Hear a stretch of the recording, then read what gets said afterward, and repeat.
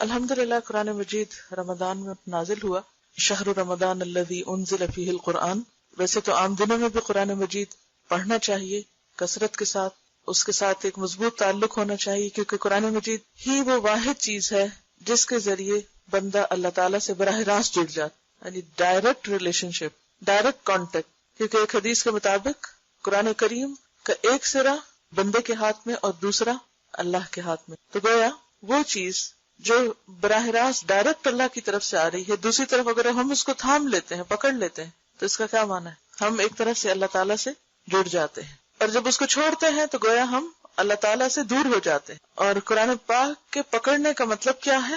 یہ نہیں کہ اگر مصحف کو ہم ہاتھ میں رکھیں تو گویا ہم نے رسی کا ایک سرا ہاتھ میں پکڑ رکھا ہے اور بس ہمارے ساتھ ہے.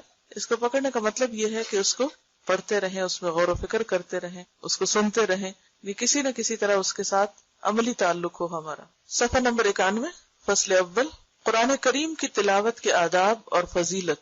قرآن کریم کی سب سے بڑی فضیلت یہ ہے کہ وہ اللہ تعالیٰ کا کلام ہے. باقی تمام چیزیں کیا ہیں؟ اللہ تعالیٰ کی تخلیق، کریشن، اور قرآن واحد ہے جو اللہ کا کلام ہے. تو کریشن اور سپیچ میں فرق ہے نا. اللہ تعالیٰ نے بہت سی آیات میں خود اس کی عظمت بیان فرمائی ہے. فرمایا ھذا کتاب انزلناہ مبارک، اور ہم نے اس کتاب کو اتارا، یہ برکت والی ہے، یعنی خیر و بھلائی سے بھرپور ہے. اور فرمایا ان ھذا القرآن یہدی للتی ہی اقوم، یہ قرآن وہ راہ دکھاتا ہے جو بہت سیدھی ہے یا سب سے زیادہ سیدھی ہے. ہم ہر نماز کے ہر رکعت میں سورۃ فاتحہ میں یہ دعا مانگتے ہیں اہدنا الصراط المستقیم، کہ اللہ ہم کو سیدھا راستہ دکھا. تو وہ راستہ کہاں سے نظر آئے گا؟ کون بتائے گا؟ کون دکھائے گا؟ قرآن. ان ھذا القرآن، یقیناً یہ قرآن، یہدی ہدایت دیتا ہے، راستہ دکھاتا ہے، للتی وہ جو ہی اقوم سب سے زیادہ درست، سیدھا اور اسٹریٹ ہے، جس میں کوئی کجی نہیں. اور اگر کوئی شخص قرآن چھوڑ کر کسی اور ذریعے سے ہدایت پانا چاہے تو وہ نہیں پا سکتا. اور فرمایا لا یأتیہ الباطل من بین یدیہ ولا من خلفہ، باطل نہ سامنے سے اس پر آ سکتا ہے نہ پیچھے سے، یعنی اس کتاب میں کسی قسم کی کوئی مداخلت نہیں ہو سکتی. اس کے الفاظ میں، اس کے کلام میں کچھ بھی اور داخل نہیں کیا جا سکتا، نہ نکالا جا سکتا ہے. یہ ایک مضبوط کلام ہے، اللہ تعالیٰ نے اس کی حفاظت کا ذمہ لیا ہے. بخاری شریف کے افراد میں حضرت عثمان بن عفان رضی اللہ عنہ کی حدیث ہے. افراد کا کیا معنی ہے؟ افراد بخاری شریف کے افراد میں آپ نے لفظ متفق علیہ سنا، کیا مطلب ہے جسے بخاری اور مسلم نے روایت کیا ہے؟ اور افراد کا پھر کیا معنی ہوگا؟ اکیلے بخاری نے جس کا روایت کی. نبی صلی اللہ علیہ وسلم نے فرمایا تم میں سے بہترین آدمی وہ ہے جو قرآن سیکھے اور سکھائے. خیرکم من تعلم القرآن وعلمہ. اور حضرت انس رضی اللہ عنہ نے کہا رسول اللہ صلی اللہ علیہ وسلم نے فرمایا کچھ بندے اللہ تعالیٰ کا اہل و عیال ہیں. کہا گیا اے اللہ کے رسول صلی اللہ علیہ وسلم وہ کون لوگ ہیں، یعنی جن کو اللہ نے اپنا اہل و عیال کہا ہے؟ تو فرمایا قرآن والے ہی اللہ کا اہل و عیال اور اس کے خاص بندے ہیں. اسے نسائی نے روایت کیا ہے اور حدیث صحیح ہے. اہل و عیال کون ہوتا ہے؟ کس کو کہتے ہیں؟ فیملی کو. ویسے تو اللہ کا کوئی بیٹا نہیں، کوئی بیوی نہیں، کوئی رشتہ دار نہیں، لیکن قرآن والوں کو اللہ تعالیٰ نے اپنے فیملی کس اعتبار سے کہا ہے؟ ان کو عزت اور تشریف اور اعلیٰ مقام دینے کے لیے. فیملی سے کیوں تشبیہ دی؟ کہ فیملی کیوں کہا؟ اہل و عیال کیوں کہا ہے؟ کلوز. کیونکہ انسان کے سب سے زیادہ قریب اس کے اہل و عیال ہوتے ہیں. ہم میں سے ہر شخص چاہتا ہے کہ وہ اللہ کا مقرب بندہ بنے، اللہ کے قریب ہو، اللہ کا قرب اس کو نصیب ہو، اسے اللہ کی محبت نصیب ہو، وہ اللہ تعالیٰ کے خاص خاص خاص بندوں میں شمار ہو.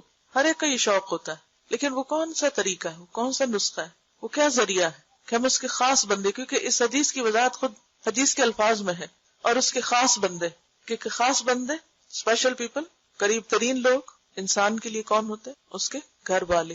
اور پھر اللہ تعالیٰ جب کسی کو اپنا اہل کہتا ہے تو اس کا مطلب یہ کہ وہ میرا خاص چنا ہوا بندہ ہے، قریب ترین ہے. وہ لوگ جو اس کو بہت پہچانتے ہیں. اور اللہ کی پہچان کہاں سے ہو سکتی؟ اس کے کلام کے ذریعے. اس کو اس طرح بھی سمجھ سکتے ہیں کہ کسی کو بھی اگر آپ سمجھنا چاہیں تو صرف اس کی شکل و صورت سے نہیں سمجھ سکتے. جیسے شیخ سعدی نے کہا نا کہ انسان کے عیب و ہنر چھپے رہتے ہیں جب تک وہ خاموش رہتا ہے، اور جب وہ بولتا ہے، جب وہ بات کرتا ہے تو اس کی خوبیاں اور خامیاں کھل کے سامنے آ جاتی ہیں. کسی انسان کو بھی پرکھنے کا ذریعہ کیا ہے؟ اس کا کلام، اس کی بات، اس کی گفتگو کا انداز. تو اللہ تعالیٰ کی معرفت، اللہ تعالیٰ کی پہچان کس طرح ہو سکتی؟ یعنی ویسے تو کائنات کی مختلف نشانیاں ہیں، بہت سی جو اس کی کریشن اس کو دیکھ کر بھی اللہ کی پہچان ہوتی، لیکن جو پہچان قرآن کے ذریعے سے ہوتی ہے، اس کے کلام کے ذریعے سے ہوتی ہے، وہ کسی بھی دوسرے ذریعے سے نہیں ہو سکتی. نہ آپ کی عقل، نہ آپ کے انٹیلیجنس، آپ کی سمجھ بوجھ، آپ کے دنیاوی علوم، علم، کائنات میں گہرا غور و فکر، یہ سب چیزیں اپنی جگہ ہیں، لیکن سب سے بہترین ذریعہ اللہ کی پہچان کا اللہ کا کلام ہے، اور یہی اس سے قرب کا ذریعہ ہے. ایک اور حدیث میں ہے کہ نبی صلی اللہ علیہ وسلم نے فرمایا اللہ اس دل کو عذاب نہ کرے گا جس نے قرآن کو یاد رکھا، لیکن حدیث ضعیف ہے. اگرچہ ہم دیکھیں کہ معنی کے اعتبار سے بات میں ایک سینس ضرور ہے، یعنی اسے ہم نبی صلی اللہ علیہ وسلم سے منسوب نہیں کر سکتے، لیکن اگر اسے ویسے ایک بات کے طور پر لیں کہ وہ دل جس میں قرآن محفوظ ہو، کیونکہ قرآن کہاں اتارا گیا؟ دل پر. اور جب ہم اسے یاد کرتے ہیں، اسے غور و فکر کرتے ہیں، پڑھتے ہیں، سمجھتے ہیں، تو سب سے زیادہ کیا چیز انوالو ہوتی؟ دل. تو وہ دل اللہ کے قریب ہوتا ہے، اللہ تعالیٰ کی رحمت تلے ہوتا ہے، جس دل میں قرآن کی محبت ہوتی ہے، اور جس دل میں قرآن محفوظ ہوتا ہے، اور جس پر قرآن ایک طرح سے نازل ہوتا ہے. نازل ہونے کا مطلب وحی کا نازل ہونا نہیں ہے، نازل ہونے کا مطلب اس کے معانی کا انکشاف ہے، اور اس کے اندر غور و فکر کی صلاحیت ہے. تو وہ جگہ جو ہر وقت قرآن میں مشغول ہو، آپ دیکھیے کہ جس جگہ قرآن مجید پڑھا جا رہا ہو تو کیا ہوتا ہے؟ اس جگہ پر رحمت اور سکینت نازل ہوتی ہے. حدیث میں آتا ہے نا، مجتمع قوم فی بیت من بیوت اللہ یتلون کتاب اللہ ویتدارسونہ بینہم الا ونزلت علیہم السکینہ وغشیتہم الرحمہ وحفتہم الملائکہ، کہ جب بھی کچھ لوگ اللہ کے گھروں میں سے کسی گھر میں اکٹھے ہو کر کیا کرتے ہیں؟ جمع ہو کر یتلون کتاب اللہ، اللہ کی کتاب پڑھتے، ویتدارسونہ بینہم، اور آپس میں اس کو سیکھتے سکھاتے ہیں، الا ونزلت علیہم السکینہ، مگر ان پر سکینت اترنے لگتی، غشیتہم الرحمہ، رحمت ان کو ڈھانپ لیتی، حفتہم الملائکہ، ملائکہ ان کو اپنے گھیرے میں لے لیتے ہیں. اگر اس جگہ کے ساتھ یہ معاملہ ہوتا ہے جہاں قرآن پڑھا جاتا ہے، تو وہ دل جو قرآن کی محبت سے سرشار ہو اور اس میں غور و فکر میں مشغول ہو، تو یقیناً وہ بھی اللہ کی رحمت کا مستحق ہوگا.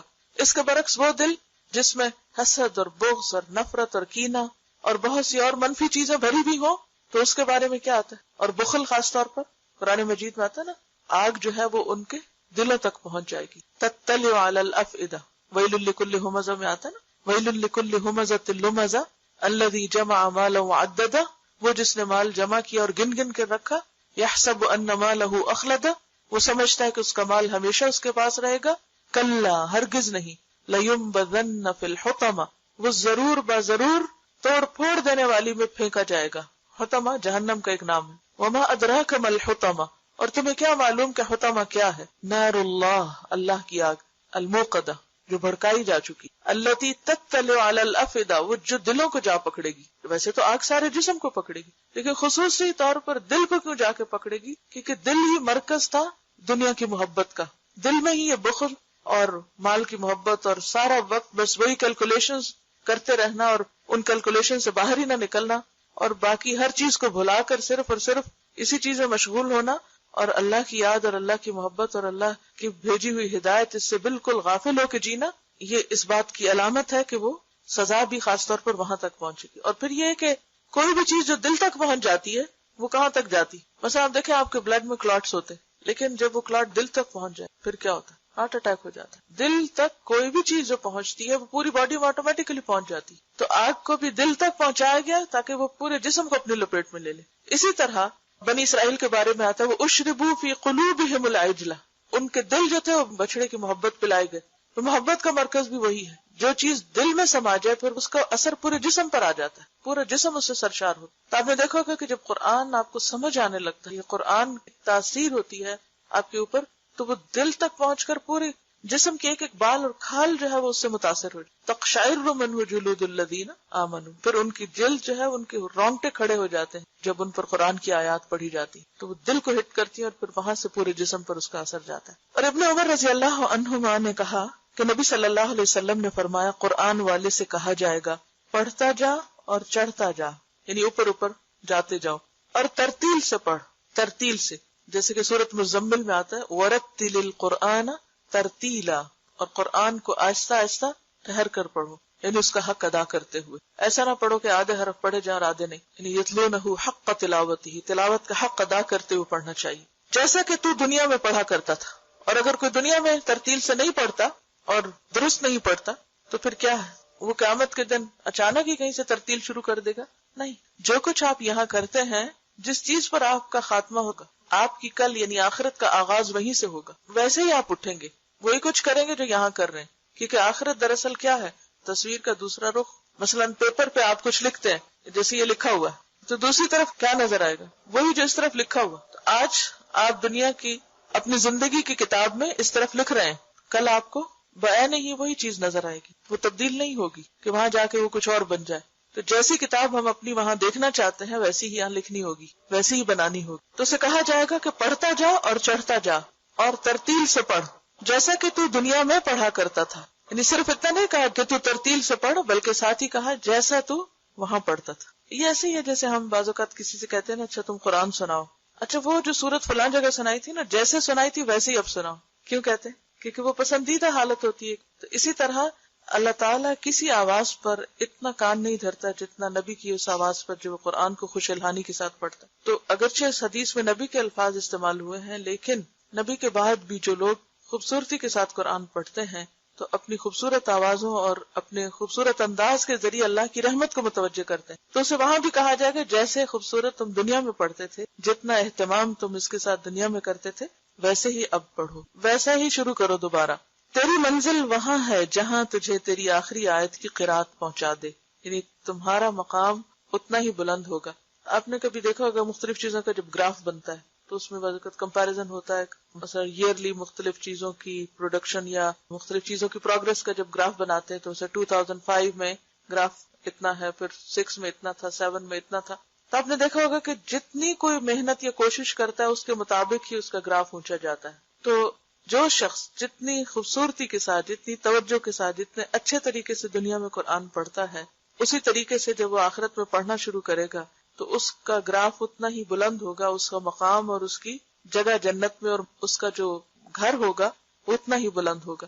پہلے بھی شاید آپ سے بات ہوئی تھی کہ جنت کے جو درجے ہیں وہ اتنے ہیں جیسے ایک آسمان سے دوسرے کا فاصلہ، یا ایک اور جگہ پر آتا ہے 500 سال کے برابر، یا ایک اور جگہ پر آتا ہے کہ جیسے تم میں سے کوئی آسمان میں ستارے کو دیکھے. اب جب ہم ستاروں کو دیکھتے ہیں تو جیسے فارم ہاؤسز ہوتے ہیں دور دور سکیٹرڈ گرین لینڈ میں، گھر چھوٹے چھوٹے ہوتے ہیں، تو ہم دور سے بازو کر دیکھ کے پہچان وہ فلاں کا گھر ہے، وہ فلاں کا گھر ہے.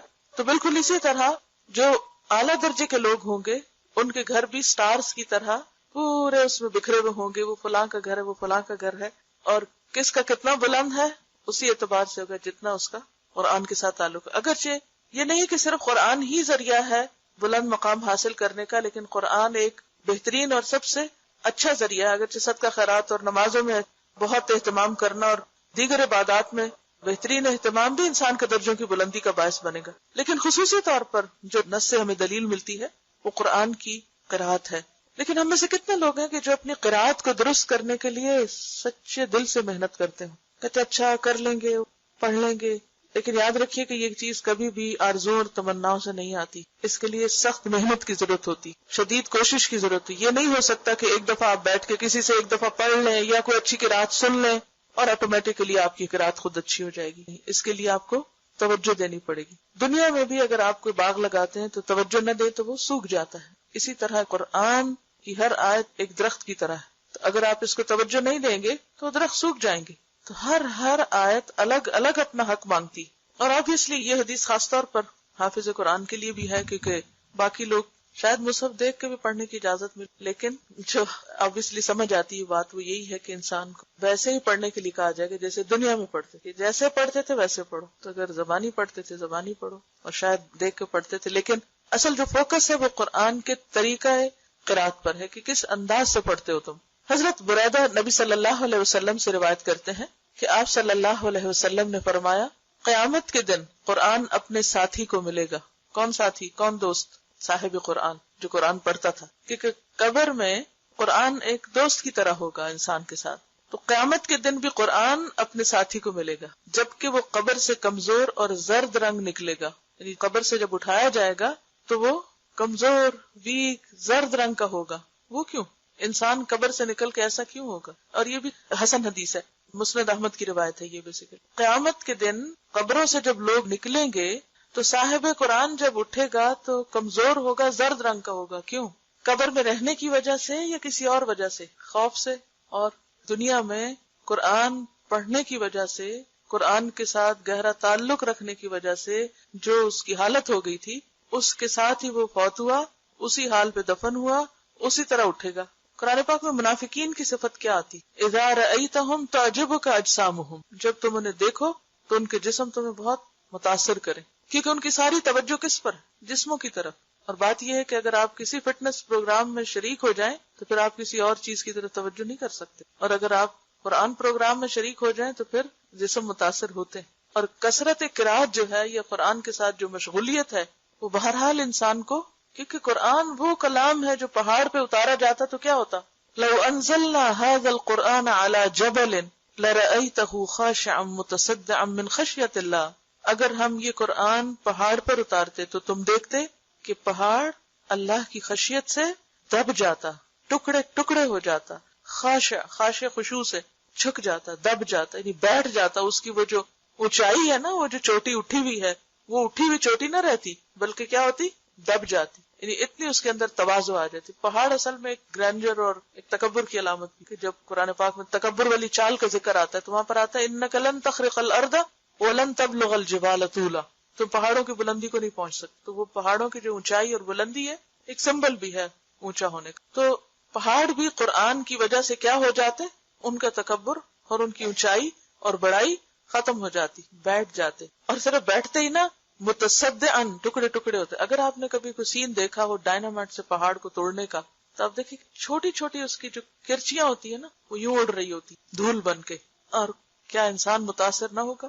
آپ نے دیکھا ہوگا کہ جب بچے حفظ کر رہے ہوتے ہیں یا جو لوگ واقعی قرآن کے ساتھ تعلق رکھے ہوئے ہوتے ہیں اور حقیقی معنوں میں، کیونکہ انما یخشی اللہ من عبادہ العلماء، اگر قرآن دل میں جاتا ہے نا، اندر اترتا ہے تو ضرور متاثر کرتا ہے، لازمی طور پر انسان کے اندر عاجزی آتی، اور اگر وہ دل میں نہ جائے، اوپر اوپر رہے تو پھر وہ انسان کی شان تو بلند رہے گی مگر اس کے اندر یہ خصوصیت نہیں آ سکتی۔ تو یہ کوئی معمولی کتاب نہیں ہے، کوئی معمولی کلام نہیں ہے، اس کو اٹھانا اور اس کو محفوظ کرنا اور اس کا حق ادا کرنا انسان کی انرجی لیتا ہے۔ تو قیامت کے دن جب قبر سے اٹھے گا انسان زرد رنگ کا ملگجے حال والا، تو پھر کیا ہوگا؟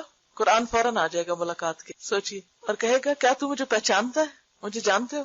پہچانو میں کون ہوں۔ ایسا کب ہوتا ہے؟ جب آپ کو کوئی بچھڑا ہوا دوست بہت عرصے کے بعد ملے، مثلا بچپن کے دوست اب اگر آپ کو ملے، جیسے اگر آپ کی 40-50 عمر ہو گئی ہے، اسکول کے کالج کے، تو سب کے حلیے بدلے ہوئے ہوتے ہیں نا، سب کی شکلوں میں کچھ نہ کچھ فرق آ چکا ہوتا ہے، فٹنس ہر چیز بدل چکی، پھر کیا کہتے ہیں؟ پہچانتے ہو مجھے؟ کون ہوں میں؟ وہی تمہارا وہ ساتھی جو فلاں جگہ تمہارے ساتھ پڑا تھا۔ تو قرآن بھی کہے گا کیا تو مجھے پہچانتا ہے؟ وہ کہے گا میں نہیں پہچانتا۔ کیوں کہے گا؟ ایک تو وہ ہال ایسا ہوگا قبر سے نکلنے کا، اور دوسرا یہ کہ ظاہر ہے کہ کسی فزیکل شیپ میں تو قرآن کو کسی نے دیکھا نہیں دنیا میں۔ وہ کہے گا میں تیرا ساتھی قرآن ہوں، کہ میں نے تجھے گرمی میں پیاسا رکھا، کیونکہ یہ نہیں ہو سکتا کہ آپ قرات کریں اور صاحب خوب پانی بھی پیئیں، بھول جاتے ہیں آپ پانی پی۔ میں نے تجھے گرمی میں پیاسا رکھا اور رات کو جگایا، کیونکہ رات بہترین وقت ہے قرآن کو پڑھنے اور سننے اور یاد کرنے۔ کیوں؟ کیونکہ یکسوئی ہوتی ہے۔ نبی صلی اللہ علیہ وسلم سے بھی کیا کہا گیا شروع کی جب سورۃ المزمل نازل، بالکل ابتدائی دور کی صورت ہو، قم اللیل الا قلیلا نصفہ او انقص منہ او زد علیہ ورتل القرآن ترتیلا انا سنلقی علیک قولا ثقیلا، ہم آپ پر بہت بھاری بات نازل کرنے والے ہیں، اتارنے والے ہیں، ڈالنے والے ہیں۔ تو قم اللیل، قرآن اور رات کا ایک خصوصی تعلق ہے۔ جو لوگ رات کو قرآن نہیں پڑھتے، قرآن پوری طرح ان کے اندر نہیں اتر سکتا۔ انسان رات کو صرف وہ کام کرتا ہے جس کا اس سے بہت شوق ہو، ورنہ نیند کسی بھی چیز کے لیے قربان نہیں کی جا سکتی۔ انسان نیند کس چیز کے لیے قربان کر سکتا؟ آپ کب جاگتے ہیں؟